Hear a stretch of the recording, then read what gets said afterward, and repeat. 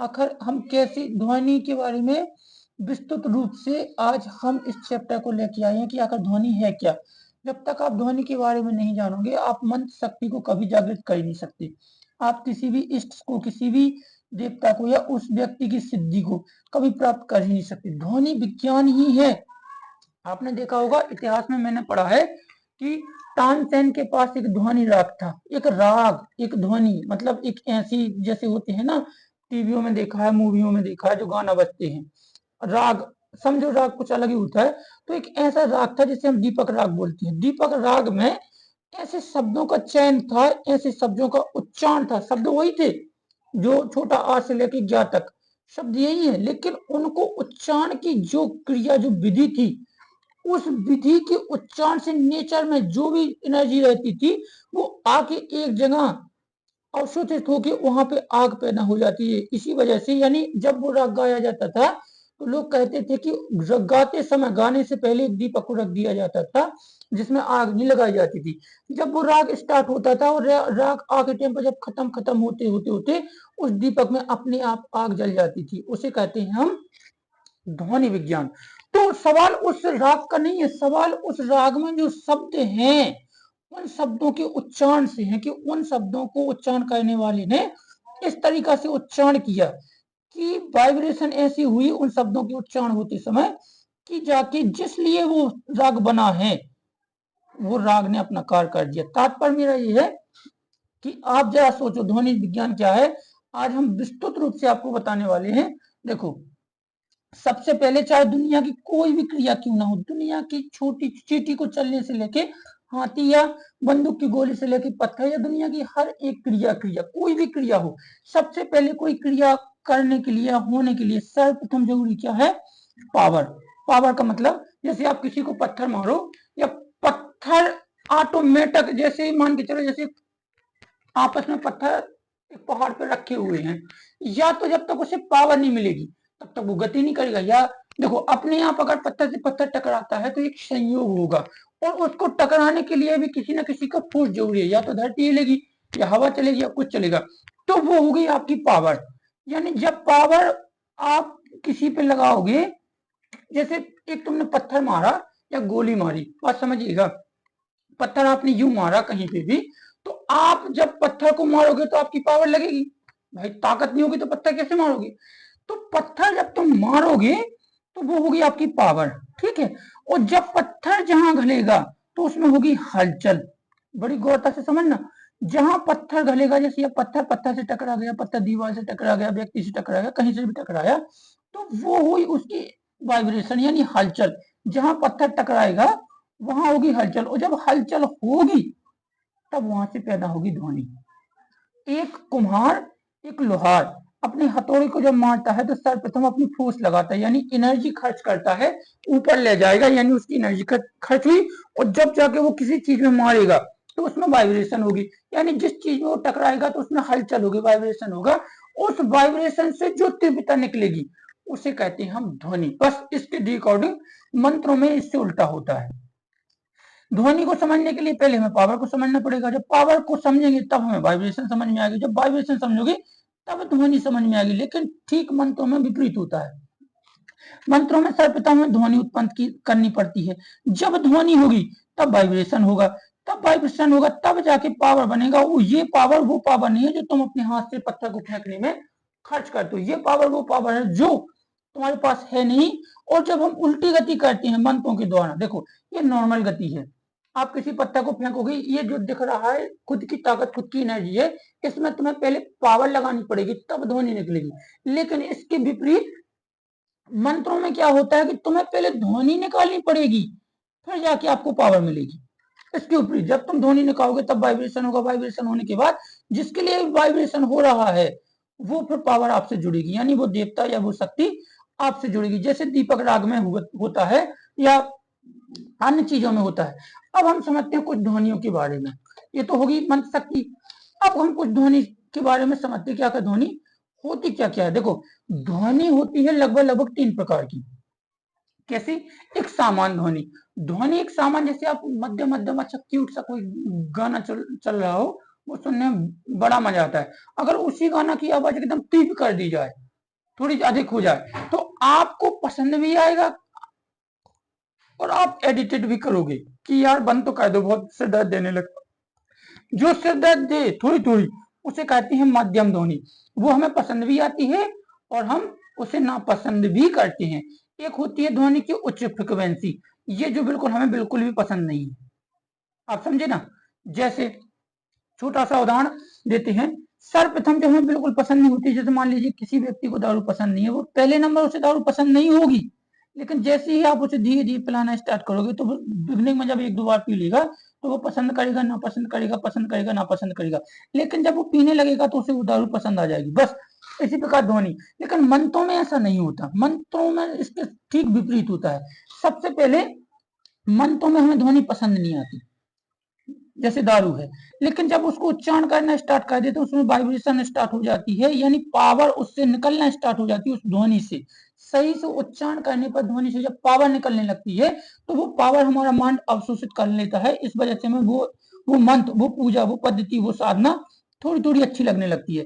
लेकिन जब वही ध्वनि एक निश्चय रूप से कंटिन्यूटी जब हम उच्चारण करते रहते हैं तो वही साधना, वही पूजा, या होते हैं ना, तुमने देखा होगा कई लोग कि भाई जब तक हम भगवान की पूजा नहीं कर लेंगे हमें भूख ही नहीं लगेगी या हमें नींद ही नहीं आएगी। ये जो लगन होती है, जैसे मीराबाई को लगी, तुलसीदास जी को लगी, ये वही ध्वनि या उसी मंत्र का उच्चारण है और उसी मंत्र के उच्चारण से निकलने वाली पावर है कि फिर उसके बगैर तुम्हें मजा ही नहीं आता। ऐसी स्थिति में वो पावर, मैंने कहा ना पहले कि सबसे पहले तुम्हें ध्वनि, फिर वाइब्रेशन और फिर इसके बाद आपको पावर मिलेगी। तो ये वही ध्वनि है कि तुम्हें ध्वनि पहले पसंद नहीं आएगी, लेकिन फिर इसके बाद थोड़ी थोड़ी पसंद करने लगोगे और फिर इसके बाद आपको पसंद बन जाएगी। इसे कहते हैं मंत्र सिद्धि या देवता की सिद्धि। ठीक है, वो मंत्र अलग है, वो किसी अलग विषय में देखेंगे। अब ध्वनि देखते हैं कि ध्वनि आकर होती क्या क्या है, कहां कहां से ध्वनि हमारे माइंड को प्रभावित करती है।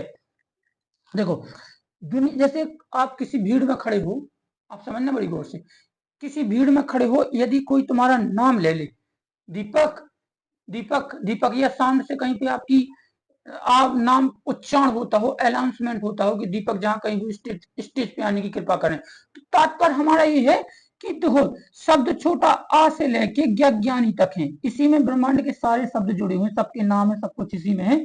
लेकिन कहने वाले ने जो आपके उन शब्दों में से चयन करके 3 शब्द चुने, दी, पा और का, यानी इन 3 शब्दों में आपकी जीवनी छुपी हुई है। जब ये 3 शब्द इकट्ठे मिलके, देखो आ से लेके ज्ञा तक कितने हैं, 51 शब्द हैं ध्वनि में, अपने 51 शब्द होते हैं।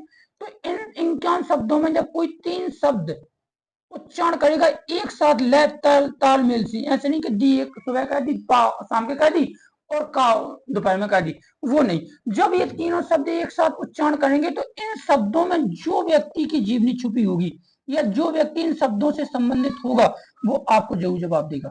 इसी प्रकार मंत्र होता है कि जब हम मंत्रों की ध्वनि उच्चारण करते हैं, यानी छोटा आ से लेके ज्ञानी तक के शब्द, इन शब्दों में जैसे मोबाइल होता है ना, उसमें कितने कुल टोटल 10 ही अंक होते हैं, लेकिन इन 10 अंकों में पूरी दुनिया के नंबर शामिल है। इसी प्रकार जब हम किसी को डायल करते हैं तो उन 10 अंकों में से ही 10 नंबर चुनते हैं, ऐसे 91712846, मैंने अलग अलग करके चुनते हैं, तो वो कॉल कहाँ जाती है, जिस व्यक्ति के पास हम लगा रहे हैं। ठीक इसी प्रकार जब हम शब्दों को सही तालमेल से जब उच्चारण करते हैं तो वो शब्द जिसके लिए बना है या उन शब्दों में जो व्यक्ति छुपा हुआ, जैसे आपके नाम में आप छुपे हो, 100 लोगों में आपका नाम लिया जाए तो आप जवाब दोगे। इसी प्रकार मंत्र शक्ति होती है। आप उन शब्दों को, उन मंत्रों में जुड़े हुए शब्दों को तालमेल के साथ अच्छी तरीका से उच्चारण करोगे तो उस मंत्र में जो देवता छुपा है, यानी उस देवता की एनर्जी छुपी है, वो देवता आपको जवाब देगा। जैसे लाख लोगों में आपका नाम पुकार जाए तो आप जवाब दे देते हो। ये है ध्वनि विज्ञान। ध्वनि विज्ञान में जब हम किसी भी चीज को, जैसे मान के चलिए कि 3 शब्द है, ओम नमः शिवाय हुआ, ये मंत्र होगा, आप समझिएगा ना, ये मंत्र होगा। हम ध्वनि विज्ञान के बारे में बात कर रहे हैं। तो जब हम ओम उच्चारण करेंगे तो ओम में देवता भगवान शिव छुपे हुए हैं। शिव तो नहीं है, एक ओम ब्रह्मांड का स्रोत है, लेकिन शिव ने इसे अंगीकार कर लिया, यानी शिव को ओम से हम पहचानते हैं। नमः यानी हम ओम को नमः कर रहे हैं, शिवाय इनका नाम हुआ। जब आप कंटिन्यूटी कंटिन्यूटी कंटिन्यूटी इसको उच्चारण करोगे, उच्चारण की एक तालमेल, एक विधि, एक विधान, ठीक है ना, कैसे इसका तालमेल किया जाता है, कैसे उच्चारण किया जाता है, उच्चारण स्लो करें, तेज करें, कम करें, ज्यादा करें, कैसे क्या करें, वो मंत्र सिद्धि बात अलग है, वो विषय अलग है। लेकिन जब हम इनको करेंगे तीनों मंत्रों, तीन शब्दों को एक साथ, ओम नमः शिवाय, तो इस ओम नमः शिवाय में जिस देवता ने ये चीज को अपने आप में, जैसे बचपन में होता है आपको एक नाम दे दिया, मेरा नाम दे दिया दीपक, बचपन से ही दे दिया नाम हमें दीपक, तो ये दीपक नाम हमारे पास कंटिन्यू पूरी जिंदगी चला, यानी हमें इस दीपक नाम से अपने आप को हमने पहचान बना ली है कि हमारा नाम दीपक है, और ये दीपक नाम हमारे माइंड में अवशोषित हो चुका। तो जब भी ये दीपक नाम उच्चारण होगा तो हमें याद रहेगा कि कोई हमें पुकार तो नहीं रहा, हमें कोई बुला तो नहीं रहा। लेकिन अब सवाल ये खड़ा होता है कि यदि कोई दीपक को क्रोध में पुकारे, अबे ऐसा गाली देके पुकारे, तो हम सुन जरूर लेंगे, उस पर रिएक्ट नहीं करेंगे। कोई इतना धीमा ही पुकारे कि हमारे कानों तक पहुंचे ही ना, तब भी हम उस पर रिएक्ट नहीं करेंगे। कोई एकदम इतनी जोर से चिल्लाए कि हम सुन ही ना पाए, तब भी हम उस पर रिएक्ट नहीं करेंगे। तो कहने का मतलब हमें ये तीन शब्द ऐसे उच्चारण करने पड़ेंगे कि हमारे कानों को अच्छे लगे और हमें अच्छे लगे, यानी हम इस दीपक नाम में ही हम छुपे हैं। तो हमें ये शब्द कोई ऐसे जब उच्चारे बढ़िया प्रेम से, सम्मान से, आदर से सब, तो हम उस व्यक्ति के पास जरूर जाएंगे, जुड़ेंगे, या जो हमें पुकार रहा है उसके सवाल का जवाब हम जरूर देंगे। बस इसी प्रकार होती है मंत्र। जब हम मंत्र को एक ताल के साथ, एक लय के साथ, एक विधिवत तरीका होता है मंत्र उच्चारण का, तो जब हम कंटिन्यूटी उस मंत्र को, उस देवता के मंत्र को जब हम उच्चारेंगे, तो डेफिनेटली वो देवता हमें जरूर सुनेगा, हमसे जरूर जुड़ेगा, हमारे सवाल, हमारे जवाब, सिद्धि, शक्ति, पावर जो कुछ भी है, फिर वो देवता हमसे जुड़ जाएगा। इसके विपरीत होता है सिर्फ बीज मंत्र। बीज मंत्र में ही उस देवता की सारी समस्त शक्तियां छुपी होती हैं। अब ये तो हुई मंत्र शक्ति, ये तो हुई ध्वनि के बारे में कि जब तक हम जो शब्द हैं उन शब्दों को ताल, लय और तालमेल से उच्चारण नहीं करेंगे, तो उन शब्दों में बैठा छुपा हुआ देवता, छुपा हुआ इंसान, छुपी हुई शक्ति हमसे कभी नहीं जुड़ेगी। अब हम जानते हैं कुछ ध्वनियों के बारे में कि आखिर ध्वनि हमें प्रभावित करती तो करती कैसी है। जैसे मान लीजिए कि एक क्यूट सी लड़की आपसे कहे एजी, या आप अपने प्यार का इजहार कर ले एक नॉर्मल तरीका से, तो वो ध्वनि सुनने के लिए आप कम से कम इतना परिश्रम कर चुके हो कि बहुत ज्यादा आपने उनका पीछा भी किया होगा, ये किया होगा, वो किया होगा, चक्कर लगाए हो दुनियादारी की, सिर्फ एक शब्द सुनने के लिए, एजी या प्यार का इजहार जब वो करती है ना, वो शब्द सुनने के लिए। यानी आपने परिश्रम किया, अपने अपनी पूरी की पूरी एनर्जी खर्च की, यानी पावर खर्च की। तब पावर खर्च करने के बाद जब उसके मानने तक पहुंची बात, या जो आप एक्टिविटी या गतिविधि कर रहे हो उसने देखा, तब जाके आप पे उसने नोटिस किया, यानी जो आपने कार्य किया उससे वाइब्रेशन में कुछ ना कुछ एनर्जी निकली, तब वाइब्रेशन की वजह से वो आपको जज करने के बाद जब उसने आपसे जो चार शब्द एजी या प्यार का इजहार जब आपसे किया, तो आपको वो शब्द बहुत प्रिय लगे। इसी प्रकार अगर आप किसी देवता को, अगर इन टेक्निक के साथ आप उसे बुलाते हो, पूजा करते हो, कुछ भी करते हो, जिसके पहले आपकी पावर खर्च हो, पावर के साथ साथ आपकी एक उचित तरीका से वाइब्रेशन हो, ठीक है ना, वाइब्रेशन होगी तभी तो ध्वनि निकलेगी।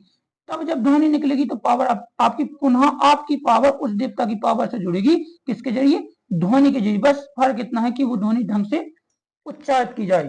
अब जानते हैं ध्वनि, देखो लड़की की आवाज हमें अच्छी लगती है, क्यूट सी लगती है, अगर वही लड़की गाली दे दे तो वही वही आवाज, उसी की आवाज हमें बुरी लगने लगती है।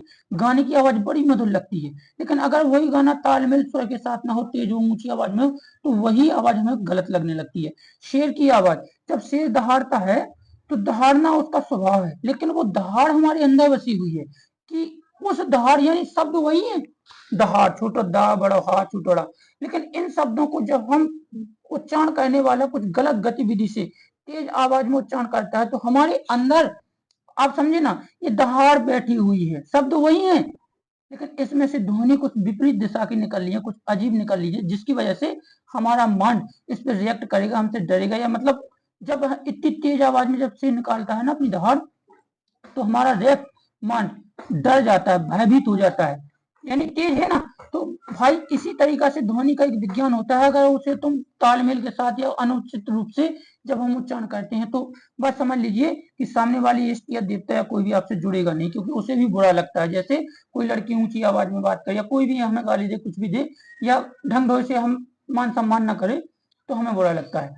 बिजली जब चमकती है तो बिजली की नॉर्मल जैसी चमकती है वो चमकती है, लेकिन उससे निकलने वाली ध्वनि अच्छे अच्छे शीशों को भी तोड़ देती है। अच्छी बिजली कहीं पे गिरे तो जब वो गिरती है तो आजू बाजू की शीशों में भी दरार आ जाती है, क्योंकि अब मतलब उसका जो फोर्स है, ध्वनि की तीव्रता, जो ध्वनि रिएक्टर पे काम करती है, अगर वो रिएक्टर पैमाना सबसे ज्यादा अधिक हो जाए तो वो आजू बाजू के परिवेश को भी क्षति पहुंचा सकती है। ध्वनि में बहुत ताकत है, बहुत है। अब जानते हैं हम, देखो इतना बड़ा सूर्य भी अगर तप के हमें रोशनी दे रहा है तो उसके साथ भी यही घटना घट रही है।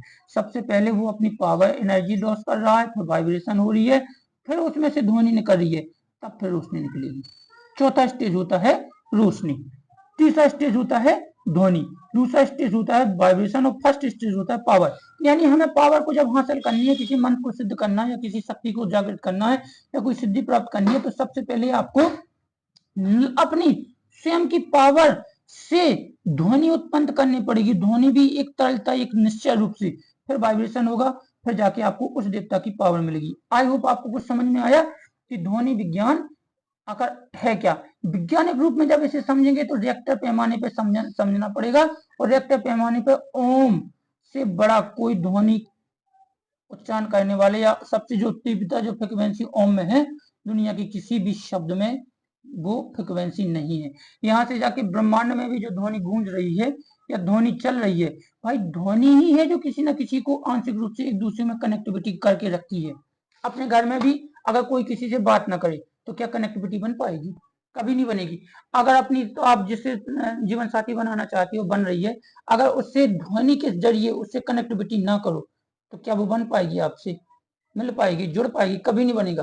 तो देखो भैया, हर चीज के पीछे ध्वनि ही महत्वपूर्ण है। जब तक ध्वनि का आप निश्चित रूप से इस्तेमाल नहीं करोगे एक सही विधि विधान से कि सामने वाला, तब तक आपसे जुड़ेगा नहीं। आई होप आपको समझ में आया है आखिर ध्वनि विज्ञान होता क्या है। आप अगर ध्वनि साधना करना चाहते हो, आप समझे ना, ध्वनि साधना के बारे में जानना चाहते हो या ध्वनि साधना करना चाहते हो, तो आप हमसे जुड़ सकते हैं। ये ध्वनि साधना ही है जिसकी वजह से सारे मंत्र सिद्धियां सब कुछ प्राप्त की जा सकती है। बस इसका तरीका, उच्चारण करने की विधि, लय, ताल, ये सही होना चाहिए। वीडियो कैसा लगा? अच्छा लगा, बुरा लगा, जैसा भी लगा प्लीज कमेंट जरूर कीजिएगा।